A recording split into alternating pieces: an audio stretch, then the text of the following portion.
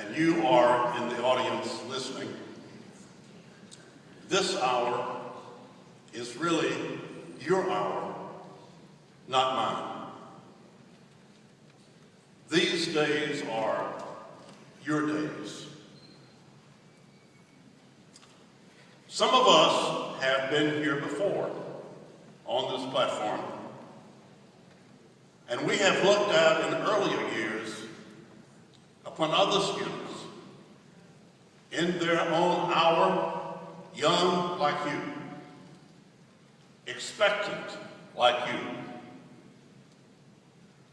But those other students have moved on to the upper classes, to graduation, to whatever lay beyond graduation.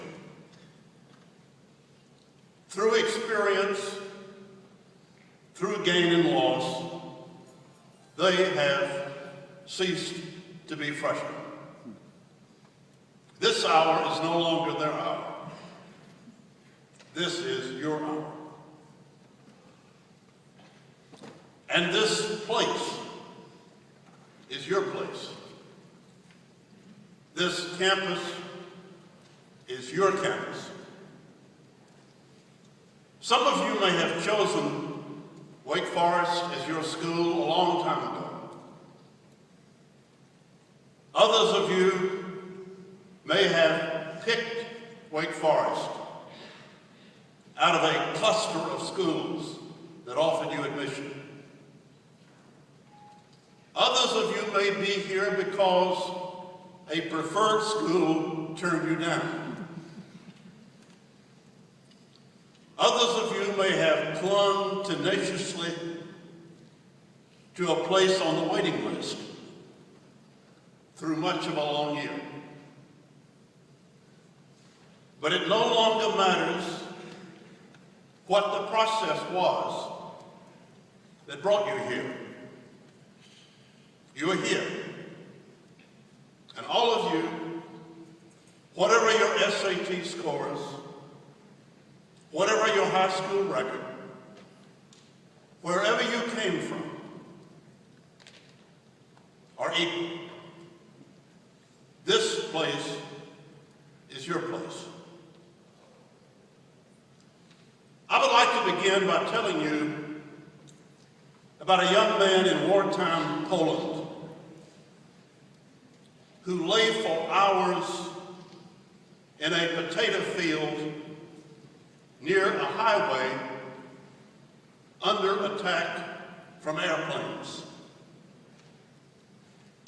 He had a book in his hand that he refused to let go of. As he lay there in the field, there was nothing for him to look at but a stone and 2 blades of grass. He said he suddenly understood the value of things. The stone and the grass, small though they were a whole kingdom, an infinity. And he saw them, he said, with exceptional intensity. Another young poet, 40 years later, a woman who was sentenced to hard labor by the Soviet regime and confined to her cold cell in a freezing winter, suddenly saw beauty in the whirling pattern of frost on her window. It was, she said, a gift, maybe enough to last a lifetime. Here at Wake Forest, in this place of abundance, on this August afternoon, where neither earth nor sky has limits, we cannot imagine what it would be like to be reduced in our vision to a stone and 2 blades of grass, or to the pattern of frost on a window. Our view has different dimensions. North, south, east, and west. We can look and admire and ponder. Sunrise and sunset will be ours to gaze upon every day. And trees and flowers and grass are everywhere to behold and to possess. Even those piles of earth and pillars of construction and closed parking lots all around us, impudently in our way, are signs of promise. You, members of the class of 2016, or should we say 2016? I've never been quite clear about that. You have arrived in this open place, this place of freedom, with the strength of 18 years of life and learning. Your minds are alert, your bodies are quick, and your spirits are soaring. At least they should be, on this historic day of transition in your lives. You also bring with you to college. I hope you are not going to wince at these words I'm going to use before I can define them. You bring with you the innocence and the beauty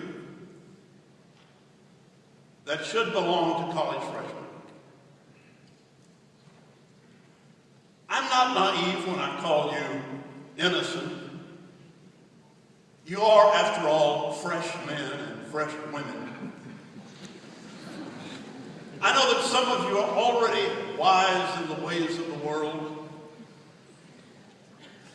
I know that some of you have seen rawness and ugliness, that you have already fallen in and out of love, that you have sometimes been unwise in your youthful passions. I know that. Some of you may have already witnessed a darker side of human experience. Injury, disability, disease, the death of a parent or a brother or a sister or a childhood friend that even today still weighs upon you. Under the pressure of that kind of tragedy, you may have been propelled against your will into an adult world far beyond your years. And you may sometimes wish you could